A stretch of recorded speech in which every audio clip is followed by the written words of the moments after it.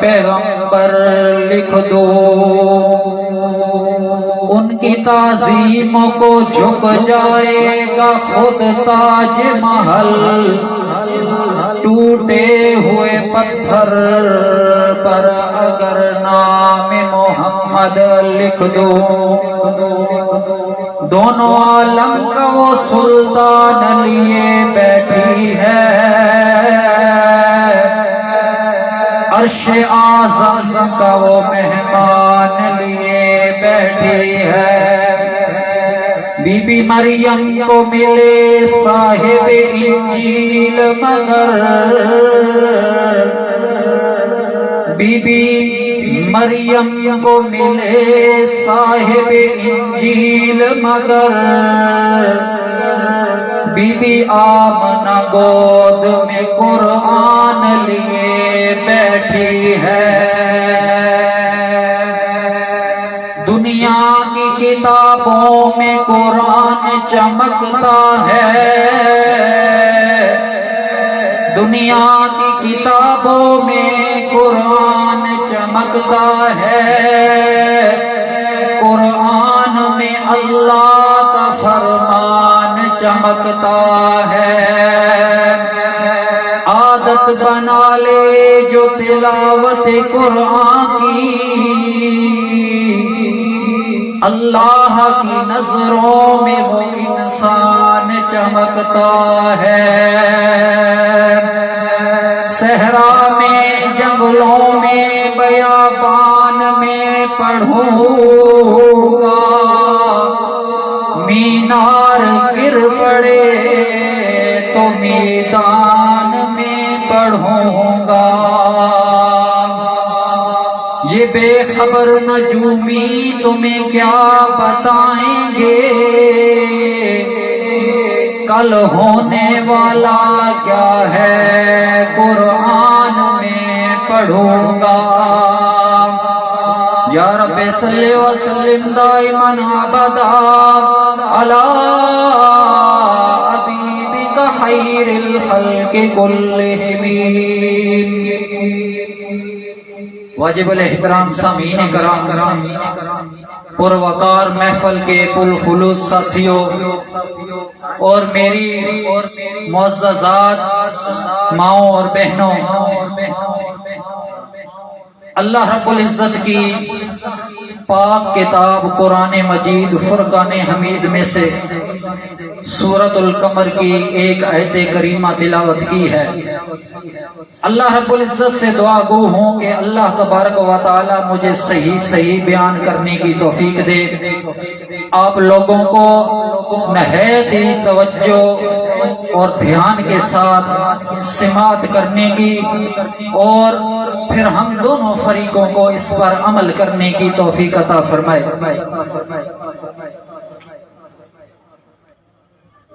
میں کوئی اتنا بڑا خطیب یا مقرر نہیں ہوں، بس چند ہی منٹوں کے اندر مختصر سی بات آپ لوگوں کے سامنے سماعت کرنا چاہتا ہوں۔ یہ قرآن مجید کی محفل ہے، اور یہ ایسی محفل ہے جس کے اندر ہمارے عزیز قاری مدثر صاحب اور قاری ابو بکر صاحب کی حفظ قرآن مجید کی تکمیل کے موقع پر یہ تقریب منعقد ہوئی ہے، اور میں انتہائی تہ دل سے ان کا شکر گزار ہوں جنہوں نے قرآن مجید والی لا ریب کتاب کو اپنے سینے کے اندر محفوظ کر لیا، اور وہ لوگ خوش نصیب ہیں اور خوش آمدید کے وہ مستحق ہیں جنہوں نے اپنے بچوں کو قرآن مجید سکھایا مدرسہ اور مسجد کے اندر قرآن پڑھنے کے لیے بھیجا، پھر اس کے بعد اس کے بچوں نے قرآن مجید کو سنا، پڑھا اور پڑھ کر پھر پورے قرآن مجید کے 30 پاروں کو اپنے سینوں کے اندر محفوظ کر لیا۔ اللہ تبارک و تعالی کے نزدیک بہت ہی شان اور عظمت والے وہ لوگ ہیں جنہوں نے قرآن اپنے سینے کے اندر بسا لیا ہے۔ پھر وہ جس وقت قرآن پڑھتے ہیں، چاہے وہ حدر کے اندر پڑھیں، چاہے وہ ترتیل کے ساتھ پڑھیں، امی عائشہ صدیقہ فرماتی ہیں قرآن اگر جس لحاظ سے بھی پڑھا جائے، اگر روانگی کے ساتھ آدمی پڑھتا ہے تو اس کو ایک درجے کا، ایک حصے کا اجر ملتا ہے، اور جو اڑ اڑ کے پڑھتا ہے اس کو دوہرا اجر و ثواب ملتا ہے۔ ایک روایت کے اندر آتا ہے ابو امامہ رضی اللہ تعالی عنہ روایت کرتے ہیں، فرماتے ہیں میرے پاک پیغمبر محمد رسول اللہ صلی اللہ تعالی علیہ وسلم نے فرمایا جو قرآن پڑھتا ہے، قرآن کا علم سیکھتا ہے، اس کا ثواب حج اور عمرے کے برابر ہوتا ہے۔ اس کا ثواب حج اور عمرے کے برابر ہوتا ہے جو قرآن کا علم سیکھتا ہے اور آگے سکھاتا ہے۔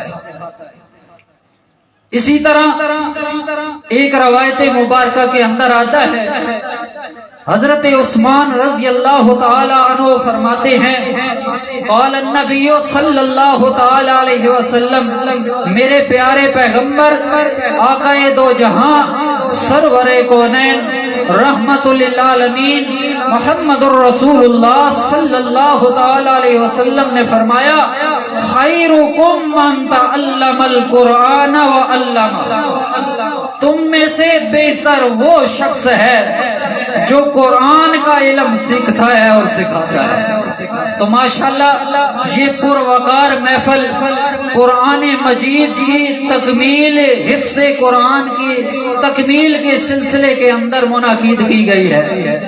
تو یہ جس طرح قرآن کی اتنی شان اور شوکت والا ہے، پھر اس کو سننے سنانے والے کتنی شان والے ہوں گے۔ اللہ تبارک و تعالی سے دعا ہے اللہ تعالی ہمیں بھی قرآن پڑھنے والا، پڑھانے والا، سیکھنے والا، سکھانے والا بنا دے۔ آمین تو کہہ دو یار۔ آج کل ہم اس لیے تو دور ہیں قرآن سے کہ قرآن کے قریب نہیں جاتے۔ جو قرآن بیان کرتا ہے ہم اس کو کہتے ہیں کہ یہ توڑ پیدا کر رہا ہے، جوڑ نہیں کر رہا، توڑ پیدا کر رہا ہے۔ بھائی قرآن پڑھ کے تو دیکھو قرآن جوڑ پیدا کرتا ہے۔ کوئی تو یہ بھی کہتے ہیں کہ قرآن عام لوگوں کو پڑھنا ہی نہیں چاہیے کیونکہ عام آدمی پڑھے گا تو گمراہ ہو جائے گا۔ میں کہتا ہوں اللہ کا قرآن کہتا ہے وَلَقَدْ يَسَّرْنَا الْقُرْآنَ لِلذِّكْرِ فَهَلْ مِن مُدَّكِرٍ، اللہ کریم نے قرآن کو آسان کر دیا ہے، جو بھی پڑھے گا۔ آج کل تو کوئی مسئلہ ہی نہیں ہے، تفاسیر لکھی پڑی ہیں، ہر صاحب علم اردو جاننے والا کوئی بھی تفسیر اٹھا کے قرآن مجید کا ترجمہ پڑھ لے، تفسیر پڑھ لے، سمجھ آ جائے۔ انتہائی آسان لفظوں کے اندر علماء کرام نے، فقہاء اعظام نے، مفسرین نے قرآن مجید کی تفسیریں لکھی، کوئی مشکل نہیں رہا آج کا۔ ایک دفعہ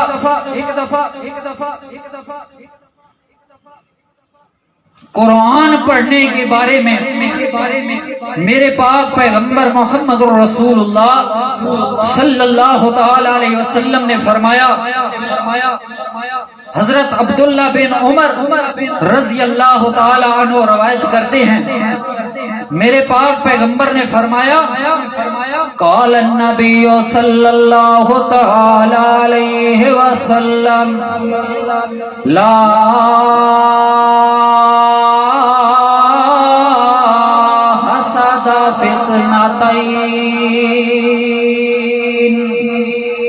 نبی کریم صلی اللہ تعالی علیہ وسلم فرماتے ہیں لا حسد فی اثنتین، دو آدمیوں کے متعلق حسد نہیں کیا جا سکتا، کوئی رشک والا معاملہ نہیں کیا جا سکتا۔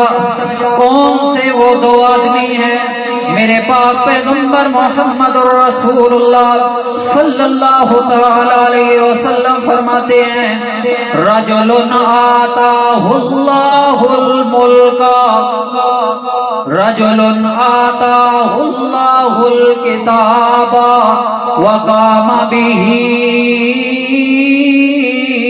آناء اللیل، ایک وہ آدمی ہے جس کو اللہ کریم نے کتاب کا علم دیا ہے، کتاب قرآن مجید کا علم اس کے پاس ہے، قرآن مجید کی ایک آیت بھی ہے، اللہ کریم نے اس کو سکھایا ہے قرآن کا علم، اور وہ آدمی قام به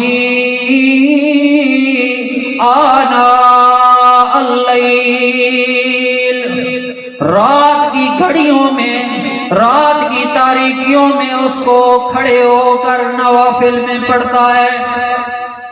ایک آیت بھی اگر کسی کو آتی ہے تو رات کی تاریکیوں میں جو قرآن کو پڑھتا ہے، اللہ کے پیغمبر فرماتے ہیں اس پر رشک نہیں ہے، لا حسد، حسد بھی نہیں ہے اس پر۔ دوسرا وہ آدمی رجل آتاہ اللہ مالا، جس کو اللہ کریم نے مال دیا ہے، فَيَتَصَدَّقُ بِهِ آنَاءَ اللَّيْلِ وَالنَّهَارِ، اور اللہ کریم نے اس کو مال دیا ہے اور مال کو اللہ کی راہ کے اندر خرچ کرتا ہے، صدقہ کرتا ہے، خیرات کرتا ہے، یتیموں مسکینوں پر خرچ کرتا ہے، اور رات کی تاریکیوں میں کرتا ہے یا دن کے اوقات میں کرتا ہے، اس آدمی پر بھی رشک نہیں کیا جا سکتا۔ لا حسد فی اثنتین، دو آدمیوں پر رشک نہیں کیا جا سکتا، ایک کو جس پر اللہ کریم نے جس کو علم کتاب دی، اور یہ کتاب کی کتنی شان ہے۔ آج تو ہمارے ساتھی قرآن مجید کو صرف ناظرہ نہیں پڑھا، دیکھ کر نہیں پڑھا، بلکہ انہوں نے تو زبانی یاد کر کے اپنے سینے میں محفوظ کر لیا ہے۔ اور جس کو اللہ کریم کتاب کا علم دے دے، حافظ قرآن کے بارے میں کیا کسی شاعر نے خوب کہا ہے، قرآن کے سننے کا، قرآن کے سننے کا ذوق تو پیدا کر، قرآن کے سننے کا ذوق تو پیدا کر، فصدہ کے انداز میں قرآن ملے گا، زازان و مروان سے نہیں سند ہماری، آقا کا یہاں سچا فرمان ملے گا۔ اور جس مشن پر خون میں لکھڑے تھے صحابہ، تذکرہ اس مشن کا ہر آن ملے گا۔ تو قرآن کا علم کوئی عام سی چیز نہیں ہے، عام سا علم نہیں ہے کہ ہم دنیا دار علم پڑھیں گے ہمیں دنیا کے اندر ہی فائدہ ہوگا۔ یہ قرآن کا علم ایسا علم ہے، اگر ہم دنیا میں پڑھیں گے اس کا ثواب آخرت میں بھی ملے گا۔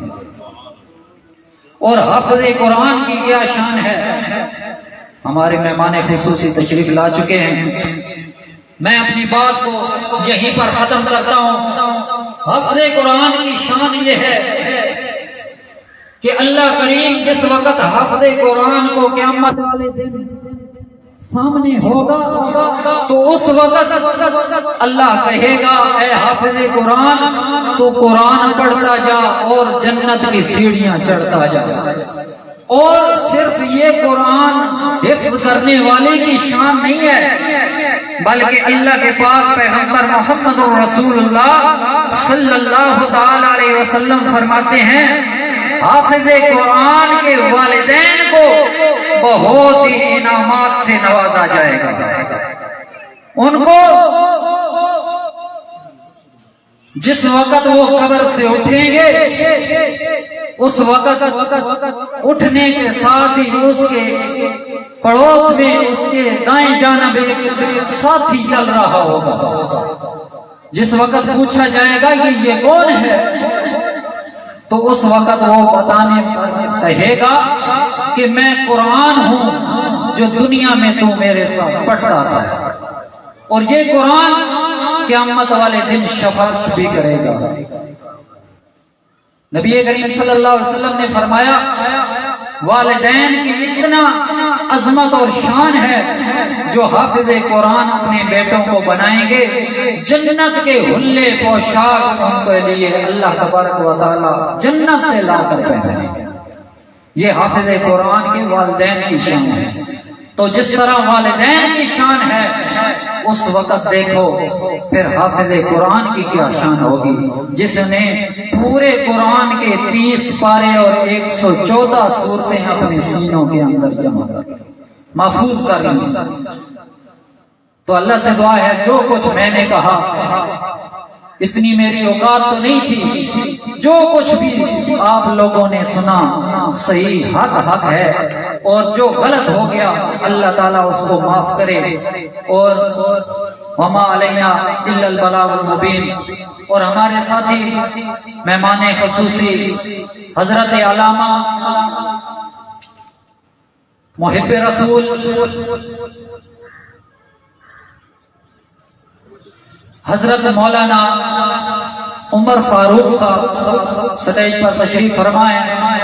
میں زیادہ اپنی بات کو تول نہیں دیتا،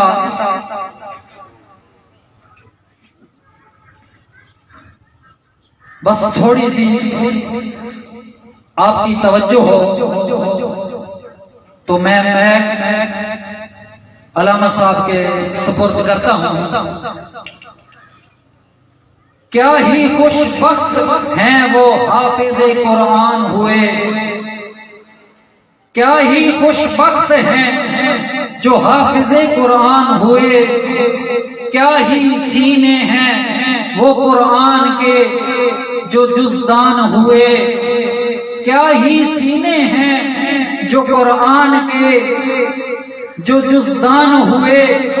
اس میں اللہ نے رکھی ہے بلا کی تاثیر، اسی قرآن کو عمر سن کے مسلمان ہوئے.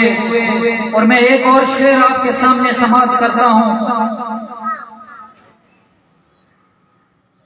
ادب سے بیٹھیے، ادب سے بیٹھیے، سنیے یہاں سب کا بھلا ہوگا. ادب سے بیٹھیے اور سنیے یہاں سب کا بھلا ہوگا. یہاں ذکر نبی ہوگا، یہاں ذکر خدا ہوگا. بلالی شان والے ہیں ہم، بلالی شان والے ہیں ہم، حسینی عزم والے ہیں ہم، بلالی شان والے ہیں ہم، حسینی عزم والے ہیں.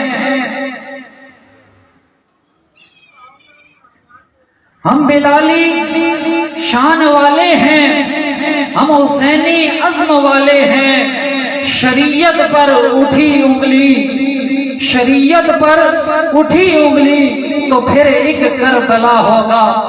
وآخر دعوانا ان الحمدللہ رب العالمین.